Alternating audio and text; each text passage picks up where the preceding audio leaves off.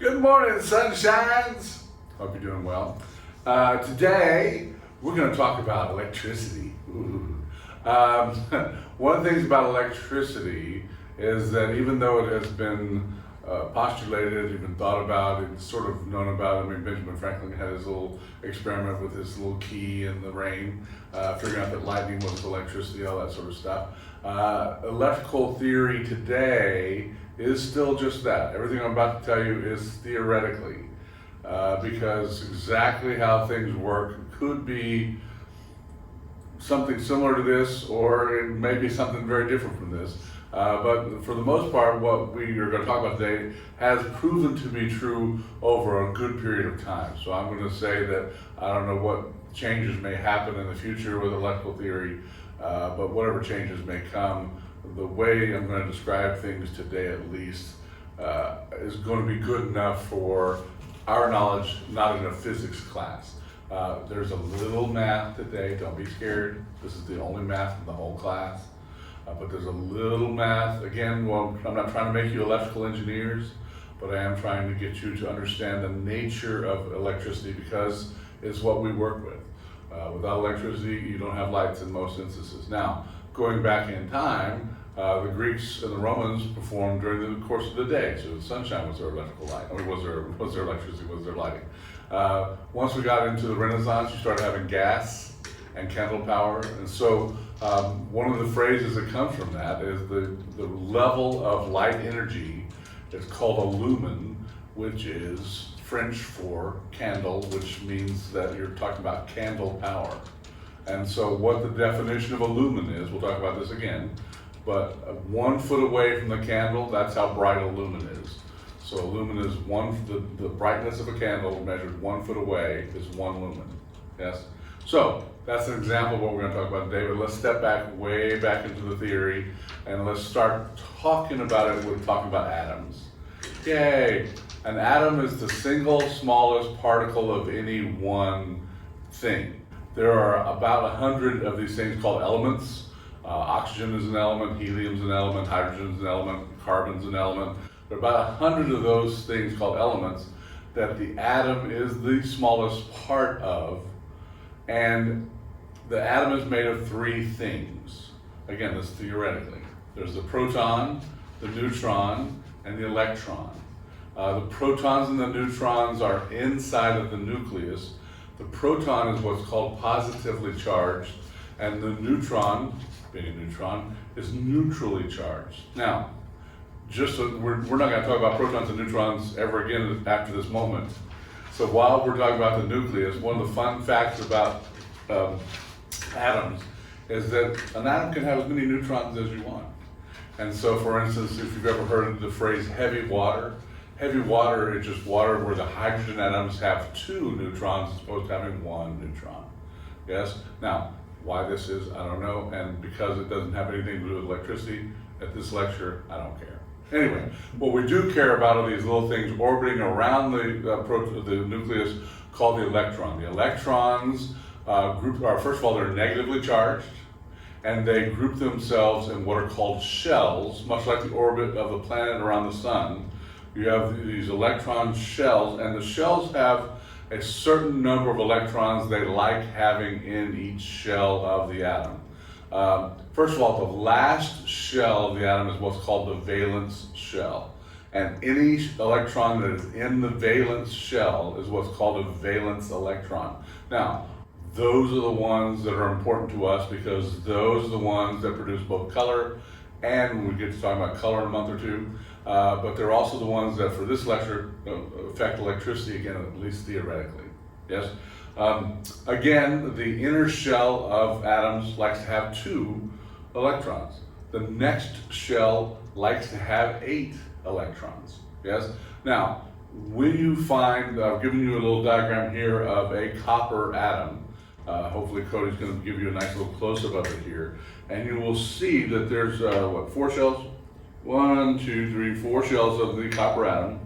And there's a little valence electron on that outer shell that's all by its lonesome. You got 2 electrons in the first shell, 8 electrons in the second shell, 18 in the third shell, which is the number it likes. but that little valence electron is out there all by itself. And so copper, as you know, is a metal in reality. And that little electron is a valence electron. Copper really likes, I don't know, sharing. Copper is a sharer. It's like hydrogen. Hydrogen has one electron in its only shell. There's only one shell in hydrogen. Hydrogen is one electron, one proton. That little one electron, the hydrogen atom really likes to share it. So for instance, if you create a water molecule, and again, Cody hopefully will give you a little shot of this water molecule here, you'll see that because the valence shell likes to have two in the inner shell, it very quickly bonds with oxygen atoms, which have 6 electrons in its valence shell. But again, the outer shell in the second layer likes to have 8. So the 2 hydrogen atoms come together with the 1 oxygen atom. They create H2O, which is water, which is what's called a molecule. Now, a molecule is the smallest substance of something that's not an element. So water, the 1 molecule, is the smallest substance of that thing. Once you break that down into its atoms, you no longer have water. You have 2 hydrogen atoms, you have 1 oxygen atom. So elements, again, you can break down to atomic level. Anything else, wood, Diet Coke, you can break down to its molecular level before it becomes something else, the elements, yes? Right here, when you talk about the law of charges, the law of charges states simply, opposites attract. Like charges repel, positive charges repel each other, and opposite charges attract. Yes, I may have said that wrong. So let me say it again. Like charges repel each other, opposite charges attract. It's the Paula Abdul law. Opposites attract. That's way older than any of you were ever born. But what that again, at the core of it, without those charges on those electrons and protons, according to electrical theory, the universe wouldn't exist because nothing would be held together. That's the glue. The law of charges is the glue that holds everything in the universe together. All right? Hopefully that makes sense to you. Because if that makes no sense, the rest of this lecture is going to get mighty long. Yes? All right. Next thing we're going to talk about is what electricity is. I've given you, you've got 8 projects. Look in the back of your syllabus. There are 8 projects. This is project number 1. And question number 1 asks about the definition, to give you a little diagram or definition of what electricity is. So what we're going to talk about here is the answer to question number 1. And your answer needs to have, let me just give you the meaning of definition of electricity, and then we'll talk about what it means. First of all, electricity is an organized flow of electrons from one point to another. Electricity is an organized flow of electrons from one point to another. Now, since electrons are negatively charged, the electrical flow is always going to go from the negative, which is repelling the negative electrons, towards the positive, which is attracting the electrons. So if you have a battery, if you think about it, the positive side has the little nipple on it, and so the electrical flow in a battery current is going to go from the negative, from the bottom, all the way around, if you have a connected circuit, all the way around to the positive, and then combined with the positive over there. The electrons have a little party when they get to the positive side. Now, again, I've got a little flow here. It really happens sort of in a cloud, not necessarily a nice little even chain, but you can see how the electron from the first atom flows to the electron of the next atom, and each electron then, once you have enough electrons in the valence shell to make that particular atom happy, it'll share along the line, and then once you've attached a positive charge to this end and a negative charge along this end, you can force the electrons to flow in the valence shell in the direction of the charge. Now, if you were to reverse that, put the positive on this side and the negative on this side, the atoms are electrons are just as fine going the other direction. And directionality means nothing to the electrons. They're just flowing toward the positive and away from the negative. That's the important thing. Again, using the idea of flow of water, you can see here that if you have a spigot and you turn the spigot on, you have some sort of conduit that allows the water to flow, and that's the best idea or definition, or at least a conceptualization of how electrical flow happens. So, electricity is an organized flow, not a free flow. In other words, lightning is a free flow. It goes everywhere, you can't control it. But an organized flow using a wire, using a cable, that's what we're going to talk about as electricity. Yes? And so it's a flow along a pipe or a tube or a wire from one point to another. There are, let's see, there's 4 terms that can be used to talk about electricity. The terms are voltage, wattage, ohms, and amperage.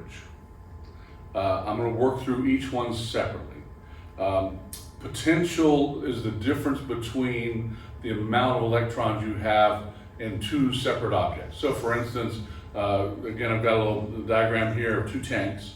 If both tanks have the same number of electrons in them, there's no potential for changing volume from one to the other because they're equal. Yes? But if tank A suddenly has twice as many electrons as tank B, tank A will, the electrical flow will happen from tank A into tank B because they're that different in potential. The measure of that potential is voltage. Yes? Now,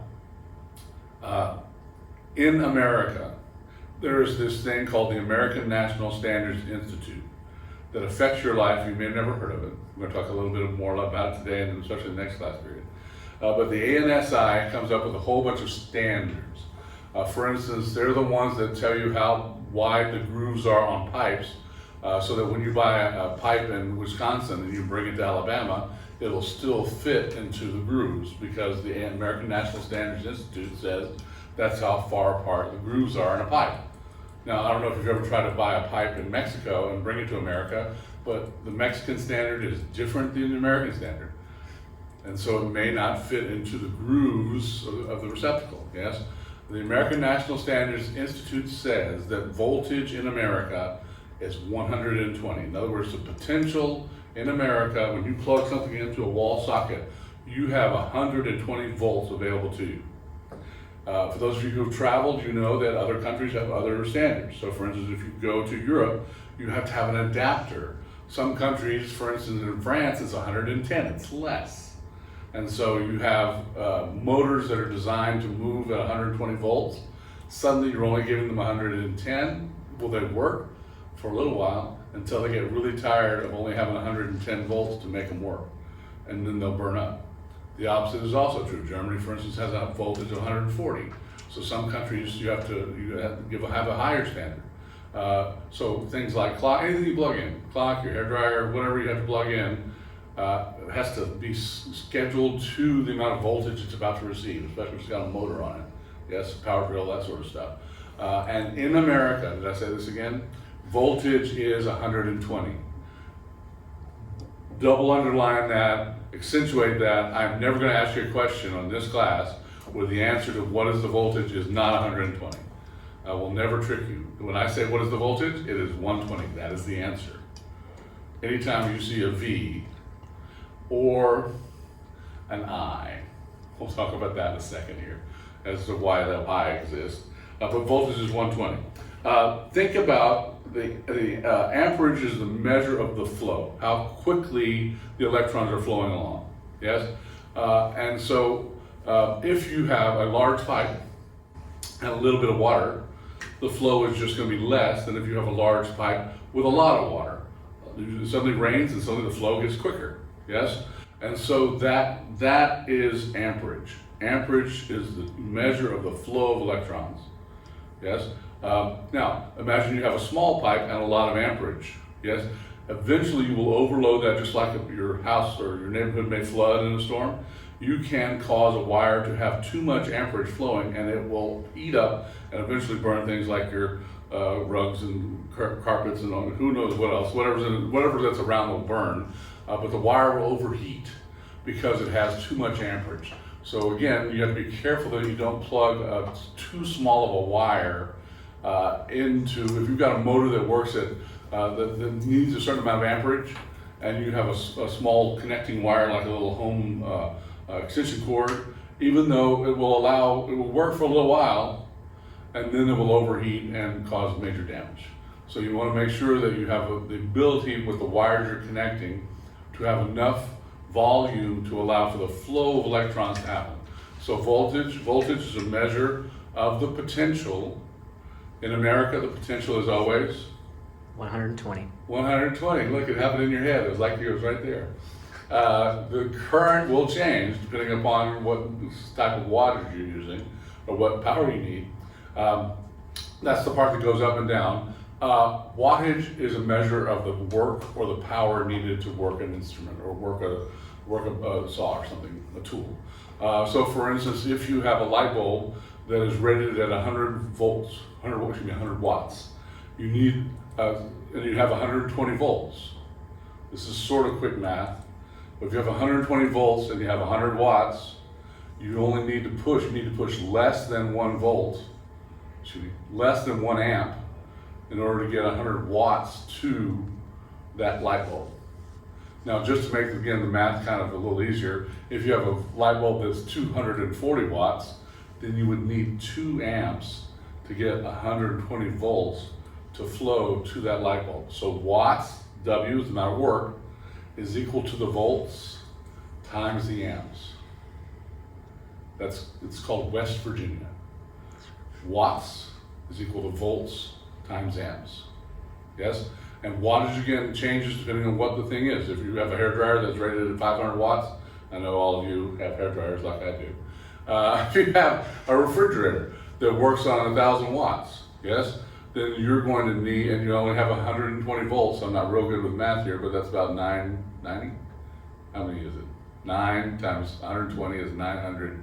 It's a little around 9 volts. I mean amps, 9 amps to get that to flow. Yeah. Yes. So one of the things about amperage, the typical home will have wires that handle 20 amps. Yes? So as long as you are under 20 amps in your home, the wires that are in your wall will do fine. If you start adding generators and 3 and 4 things in the plug, and I don't know if you've ever seen the movie Christmas Story where they have the lamp and he's got all kind of adapters and extensions and things, and they've overloaded the circuit. That's drawing too much, and again, there's eventually sparks and the whole thing blows a circuit breaker. You hope. Because if it doesn't blow a circuit breaker, it will burn down the house.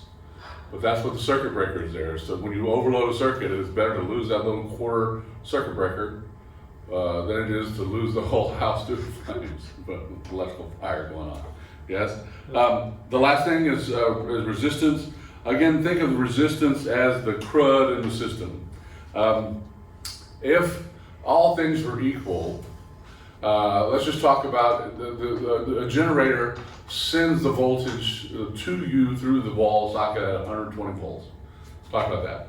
The wattage of your light bulb needs 200 volts, 200 watts.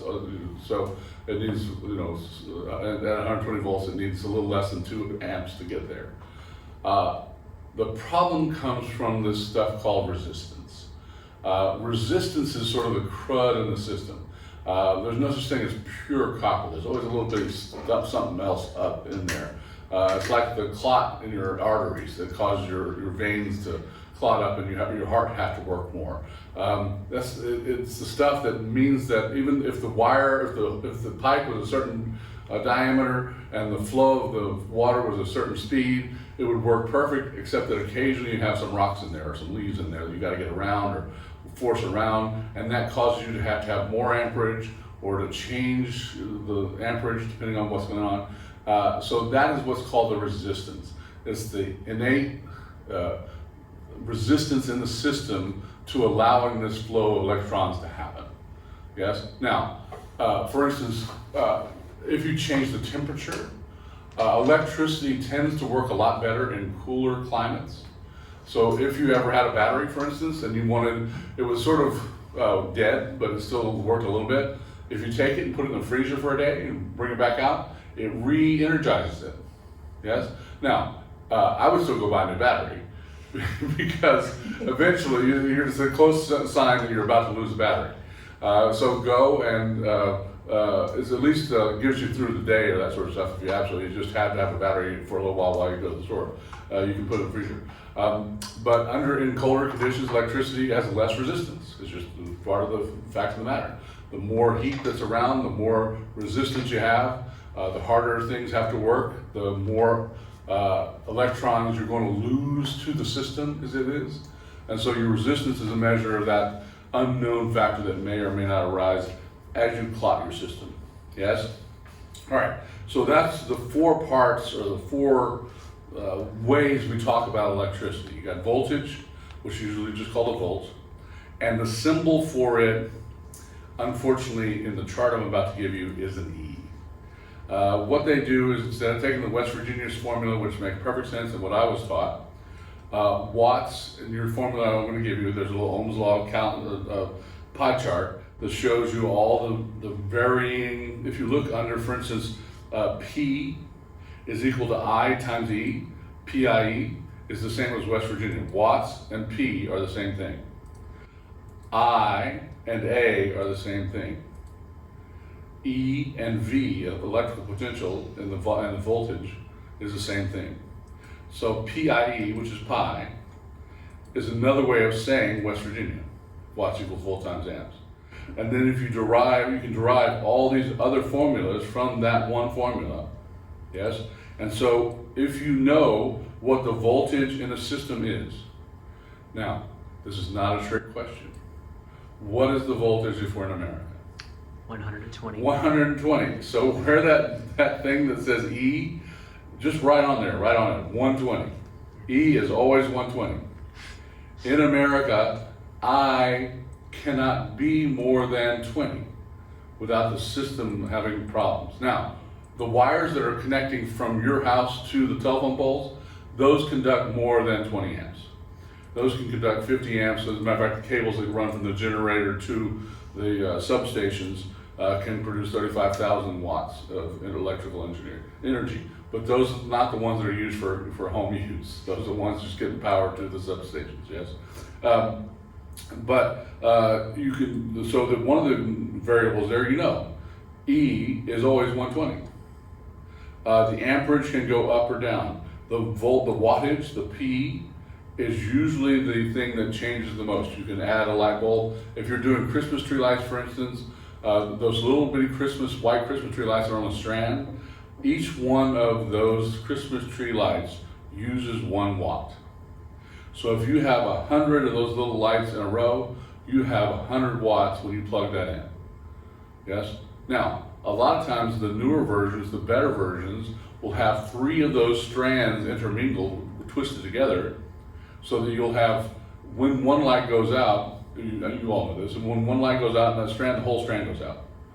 The newer versions where they have 3 twisted around, every 3rd light will go out because it's part of that strand, but that way you still have the other 2 strands that work. But if you have 300 watt strands, you have 300 watts when you've added that second one. Will it work? Sure. It's just drawing a little bit more power. But can your house handle it? Sure. Unless you plug in, and the other thing is, let's talk about this. More expensive houses are more expensive because they run more cable to the outlets. So in a very expensive house, you're going to have 2 plugs, right, on top of each other. In the very expensive house, they've run a piece of copper wire from each of those plugs to your electrical circuit board. So each plug has 120 volts available to you. In a less expensive house, the way they save money is they will run a cable from the bottom one to the top one, from that electrical circuit to the next electrical circuit to the next electrical circuit to the next electrical circuit. And so even though you have 8 plugs, you still are only operating off of one 120 volt system. Yes, which is again where you can get in trouble. If you're constantly having your circuit breaker pop at your home, it's probably because you're in a home where they save money by wiring everything together in the same room. And what really drives me nuts at our house, for instance, our bathroom is connected to the kids' bathroom. So when something doesn't work, it may be that it's something in the kids' bathroom that blew up, not something in our bathroom. And both bathrooms have those little push button things you got to fix. So it makes, and of course, it always is when you're wringing wet from the shower and have soap in your eye when that thing blows. So anyway, so the Ohm's law, the little circuit break, the little pie chart here that Cody's going to show you, has the potential, if you have two of the three unknowns in either of those equations, you can use that equation to find the other one. Again, E is always 120 in all those equations, so you always know E. So if you're looking for the wattage, if you know the wattage and you know the voltage, you can find the amperage. If you know the voltage and you know the wattage, you can find the resistance just by using a different formula. Yes? So I'm going to have a couple questions in a little bit that involve that little bit of math. Yes? All right, there are two types of ways that you can deliver electricity. One is called direct current, and one is called alternating current. Direct current is using a battery. Alternating current is using a generator. The rules of the electricity are the same. How it's delivered is different. When you are using a battery, the flow of the electrons is always from the negative to the positive. It never changes. It's always in one direction. Now, the nice thing about that for certain types of things is that if you can always guarantee me that the electron is going to flow this way, then I can set up my tool or my light or whatever's going to use the electrical power, the wattage. I can set up my device so the electricity is always going to flow that way and I don't have to worry about going back the other way. In other words, if I've got something that spins and the electricity is always doing this way, then I can always make sure that it always has to spin in that direction, which for some things is just easier. If you've got a drill and you've got a battery on the drill, it's much easier to make the battery, with the battery, to make it spin because you're always going the same direction with the electrons, if that makes sense. Yes? Now, for instance, let's talk about a reciprocating saw. Let's say that. Sometimes the battery needs to go this way, and sometimes it goes this way. That's what makes it a saw action.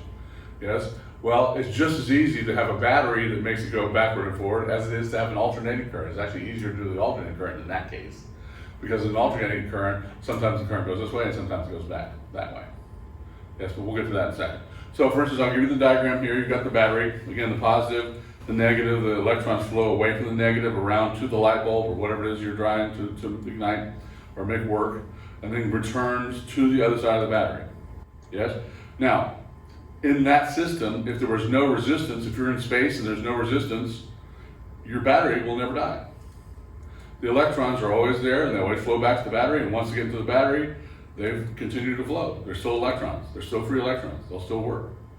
The problem again is the resistance inherent in the system. Somewhere in that wire, it's got a little crimp in it or a little impurity in it. The light bulb has resistance in it. The strand, the tungsten strands in there works because it doesn't really want to make the electrical flow happen, and so it heats up and becomes bright. That's the way a tungsten light bulb works. Here's just a little fun story, just so you know. Back at the beginning of the 20th century, or into the 19th century, there were two physicists who got into a battle. One of them you've heard of, one of you probably have not heard of. One guy's named Tesla, and one guy's named Edison. Edison championed battery power, because the thing about a battery power, if you take those little 9-volt batteries and stick it to your tongue, and you'll live. Will it give you a little shock? Sure. But batteries tend to operate at a low enough volume of voltage. Oh, bless you. Like you're talking 9-volt batteries, a 12-volt battery is what charges your car. Yes? And so again, voltage is potential, there's a difference between the battery and you. So if you were holding the two wires together, it could kill you. If you held them here and the flow went through your heart, it probably would kill you. But if you're standing on the two and the voltage goes through and back down through your leg, it doesn't actually pass through your heart, you might lose some operating function of your muscles, but you'll live because the battery power isn't enough to overwhelm your system. Okay? If you step on it, let's say if your two toes touch the wires of a cable like that, your foot may be damaged, but the rest of your body is going to be, for the most part, okay, because the electrons didn't flow through your heart. Yes? So battery power is just lower voltage and therefore safer. The problem with, and so Edison championed battery power. And he had an investor named J.P. Morgan who invested in him. And for the first, when New York City was first turned into electrified, they used battery stations about every mile or a half mile. They would use a battery station and send the charge through all the lamps on the street lamps, and then to the next battery station, and then to the next battery station, and the next battery station. And that way they were working at lower voltage. And so Edison, with J.P. Morgan's help, was the initial person who came to New York City and started electrifying it. Now along comes Tesla, who believes in alternating current. Tesla's the guy who stands there with a big globe and light bulbs shooting all over the place. And his point was that sure, you can, alternating current is far more deadly. It's 10 times more powerful. You got 120 volts in a alternating current system versus 12 volts in a battery for a car. You got 10 times more energy. But if you control it, it can do far more work. And you don't need that many stations, because you can have one station not even located in New York and send that 120 volts across into Manhattan and other places. And so therefore you spend less capital on the investment of the facilities, as opposed to having to have a battery station every half mile. And so there was the famous incident where both of them went up for the bid. Westinghouse sponsored Tesla. Both of them bid for the right to build a dam on Lake Erie and run the electricity to New York, and Tesla won the bid. And so J.P. Morgan, being J.P. Morgan, just bought him. He bought him out from Westinghouse. So it's one way to win is just to have more money than everybody else and just buy the winner whenever it's not, even if you've invested the wrong way. Cool. Anyway, hopefully direct current makes sense to you. It's not real complicated. It is simply that easy. When the battery runs out, it's because the juice in it has just stopped creating negative particles. Again, you can recharge a battery. They're rechargeable batteries. Technically, any battery can be recharged. And again, sticking in cold weather helps. Now let's talk about alternating current. First of all, you have to understand how a generator works. What you're going to have is a positive over here and a negative over here, two magnets. And inside of that, you're going to spin a tube. And so to the tube is connected your wire that goes to the home, to wherever, to the office to make things work. Yes? And so as this generator spins that tube, when the positive is over here, the negative electrons flow through that tube to this side, go to towards the positive. As that, and again, I'm going to show you this little diagram here. You're going to spin that tube inside of that magnetic field, and over time, you're going to see this little sine wave here. The electricity is going to rise as it spins around, and then once you switch to this one being the positive, as it spins around, you now have all the electrons flowing through that tube to this side. And so over time, you have the charge at the top, then you have the charge as it goes around, you have the charge at the bottom. In other words, and this is the way you get to 120. In America, the American National Standard Institute says that turbine spins 60 times every second, so 1/60th of a second. And if you get two charges, one at the top of the spin, one at the bottom of the spin, that's 120 volts. Okay? So again, over time, as that turbine spins around, you'll see, and again, it is creating a circle, but time always goes in that direction. So as you're going up around the turbine, that makes perfect sense. The turbine is doing this, but in time, the way the sine wave goes, it goes around that way. Yes? And so that's how you get two charges per spin, 60 spins a second. Yes, 120 volts per second available to you. That's the potential. Again, I hope that makes sense. It makes sense to me. This is where the class on the video suffers, because I can't answer any questions I don't know that you might have. Do you guys have any questions?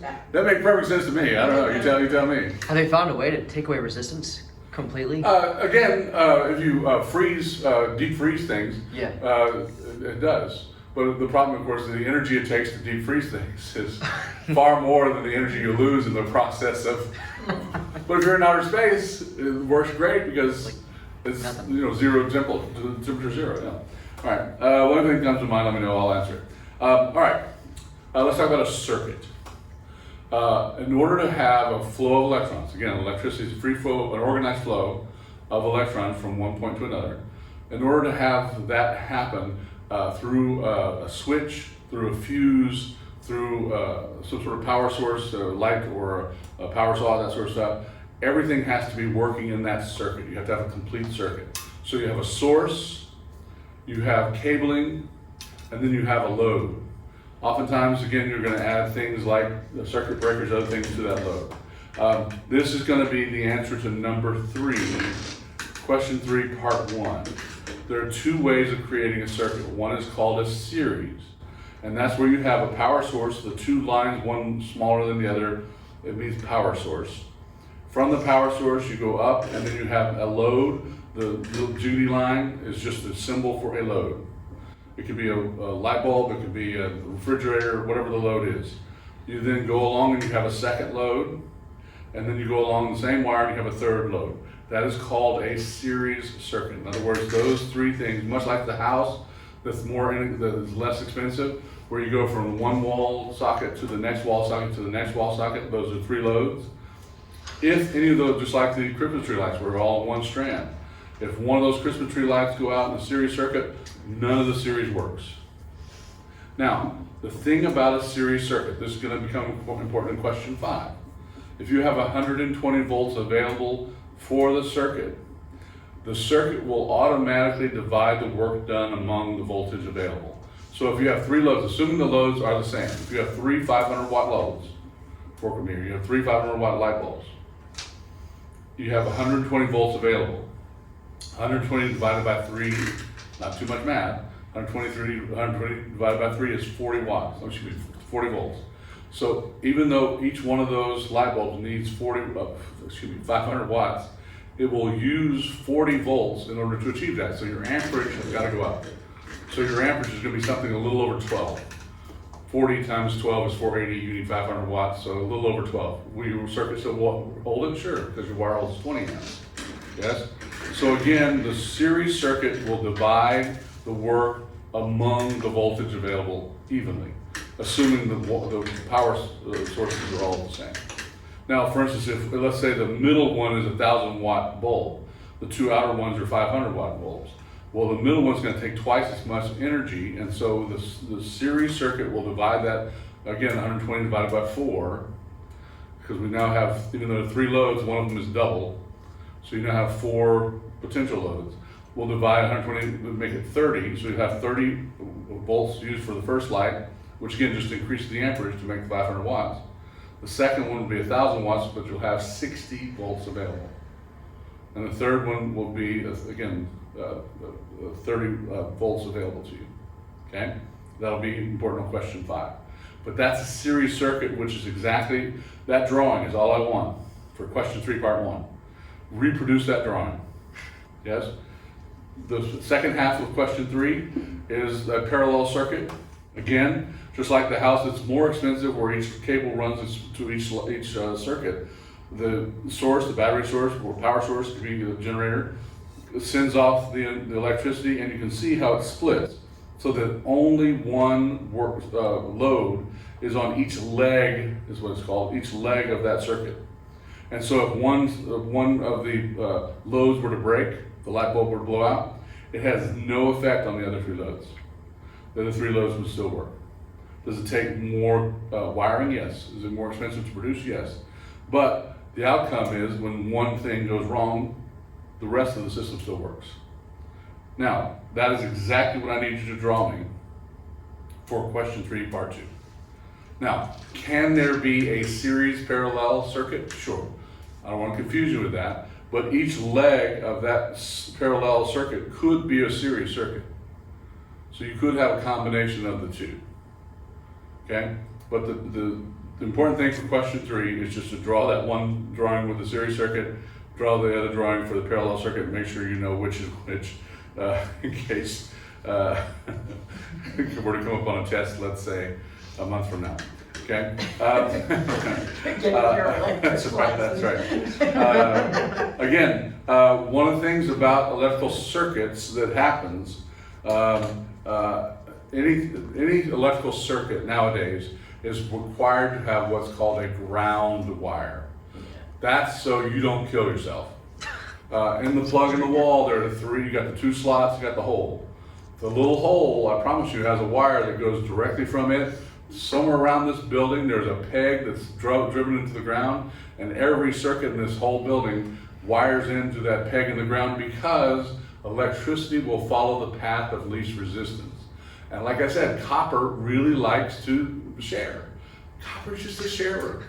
Just like sharing. Copper. Hey, come on, copper guys, come on. Coppered up. Whereas your body is okay with sharing, but if you've got copper standing here and your body standing here, electricity will say, no, thanks, I'll go with this one. Yes? Now, if there's a break in that system, if somehow something has come along and severed the copper wire, the electricity said, well, copper's not working right now, I'll go through you. So you would rather not go through you, because again, it can cause major damage to organs and or your heart, and that would be bad. But that's why there's always a ground. You always attach the ground wire to anything you're working on first and detach it last. That way there's always a ground working to save you. Anytime you're working on something with electricity, unplug it, unwire it, take the battery out. Do not have the circuit available to flow, because as soon as you fix whatever's wrong, the circuit now is fixed. If you're lucky, the screwdriver you have has a nice rubber coating on it. There are things called conductors, like copper, that really like conducting.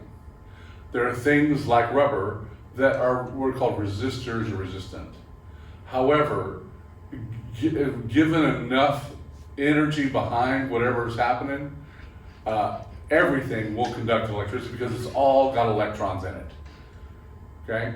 Now, the way they cause, for instance, the hydrogen bomb, a piece of helium has 2 electrons in the outer shell. The helium could not be more happy with its 2 little electrons in its outer shell. But the way the sun works and the way a hydrogen bomb works is it hits that helium with enough energy to cause those little electrons to say, bye mom, bye dad, and separate from that helium atom to become 2 hydrogen atoms. And that process creates enough energy to be the sun. That is exactly what fusion is. You've got the sun who has a little bit of helium and the energy is bombarding it and separating it into the hydrogen. That's the way the sun works. So can it happen? Sure. Does it like it happening? No. It hates it. I hate it when that happens. Okay? But I'm just warning you, just because you think you're all safe in things, when I was in college, not to tell too many stories, but my professor couldn't figure out a way to turn off this one circuit, and so he said, here's a bat. And said, if suddenly I start connecting to this circuit, you knock me off of it. And so I literally stood there, he says, don't worry about breaking my arm. I'd rather have a broke arm than be dead. So by God, I'm sitting there with this bat, ready to knock him off that circuit. Now fortunately, he was able to fix whatever he fixed without me having to. But I can't imagine somebody walking into that room looking at me trying to hit my professor with a bat. Anyway, so typically devices will have fuses on them that are, if there's a potential for it to overload a circuit. And so sometimes the fuse is in the device, sometimes the fuse is in your house. Your house also has a circuit breaker in it sometimes. The nice thing about a circuit breaker, initially the circuit breaker is going to cost more than the fuse. Fuses cost on the scale of 25 cents to $1 for a pack of 5. Yes? A circuit breaker initially is going to cost you 25 bucks for the circuit breaker. The thing about it is, every time the circuit breaker pops, you just flip the circuit breaker. So, over time, the circuit breaker, if you have a lot of interruption in your system, over time the circuit breaker will save you money and will continue to work over time, as opposed to the fuse, which sometimes will sour over 50, 60, 70 years if you're doing that sort of thing. But again, by then everybody who's built the building is long dead and that sort of thing. All right, this is where it gets tough. Here's the math part. Don't be afraid. This is only worth 1 point. This is question 4. In a series circuit, you see that? We talked about how the power is divided. That's question 5. The resistance in the whole system is equal to the resistance of the first plus resistance of the second plus resistance of the third. If all 3 are the same wattage, the resistance in each of those places is the same. So if your voltage, again, is 120, just using the same formula as we've used before, voltage is 120, you have 3 equivalent loads that is divided evenly among the 4 circuits. Now, question 4.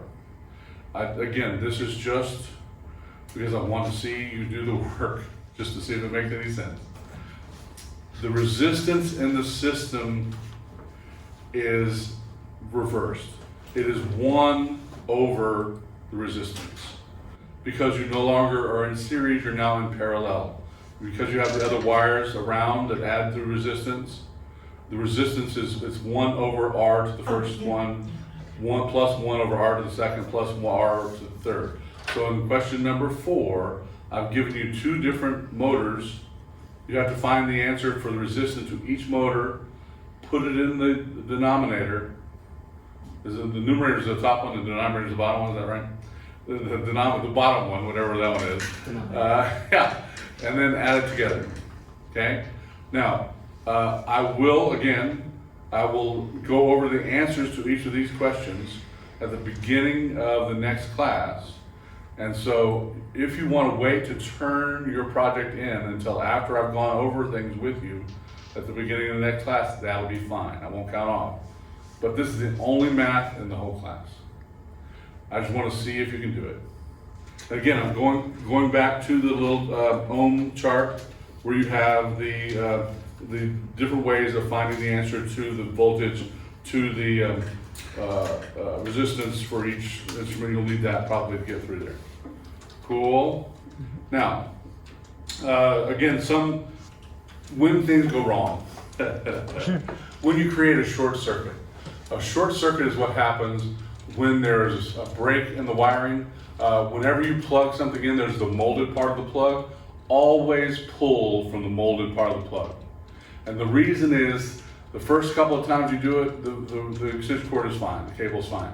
The problem is if everybody yanks on that cord over time, eventually the casing for the wiring is going to separate from the molded part at the beginning, and you're going to develop a little space between, and that allows for people and things and dog hairs and whatever else to touch a live wire. And if 2 live wires are touched, the positive and a negative, you have created a short circuit. Now, will the light bulb still work at the other end? It may flicker. You may not pull all the energy off of it, but again, this is where putting a cable under a carpet can be very dangerous. Because let's say you have a rocking chair that rocks over this cable over time. Again, today it's fine, tomorrow it's fine, but in about 10 years of rocking, eventually you're going to wear away that casing and it's going to expose a wire. Will the lamp still work? Sure. But you have created the potential for a short circuit when the wires in the rug, whatever, touch the 2 wires, positive and negative, suddenly you created that short circuit and it was a fire hazard. Yes? So one of the things you have to be very careful of is how you plug things in, plug things off, all that sort of stuff. Again, we talked about the electricity can do anything. What am I at, Cody? You're at 48. Great. Here's a little video showing you a little bit more about electricity. Again, going over what we've talked about. Hopefully just a review for all of you. But if you didn't understand the way I put it, maybe you'll understand the way it's put on this video. And we'll see you next time. Thanks. We'll leave the heavy-duty math and physics to the scientists for now. What we need to know about electricity is how to keep it from hurting us. Let's start with a look at the basic equation that explains how electricity works and its potential to harm us. There are 3 properties that can be found in any electrical circuit: voltage, current, and resistance. Understanding how these forces work can help us stay safe on the job. Let's take a closer look. The term voltage basically refers to how much push an electric current has. If an electrical circuit were a plumbing system, voltage would be the amount of water pressure in the tank. Most home electrical systems operate at 120 volts. In the workplace, you may encounter equipment and electrical distribution systems running at much higher voltages. Electricity-related fatalities often involve overhead power lines, as these can carry 35,000 volts or more. Higher voltage usually means higher danger. However, there are other factors that play an important role in how electricity works. Current refers to the flow of charge through a wire or other conductor. In our plumbing example, current would be like the flow rate of the water through the pipe. There's an old saying that it's the current that kills, and this is largely true.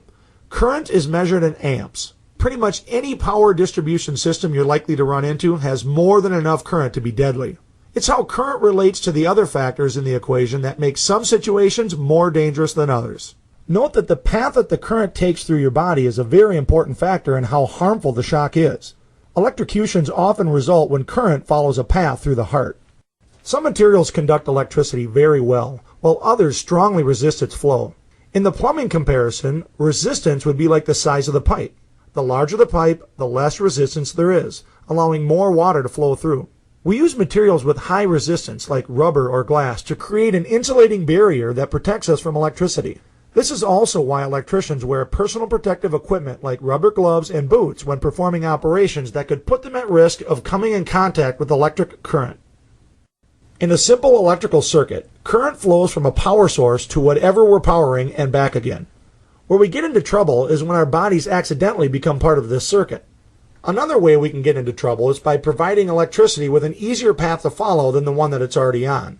Because the Earth does a great job of absorbing electric charge, we must be careful to avoid using our bodies to create a new path through which electric current can flow directly into the ground.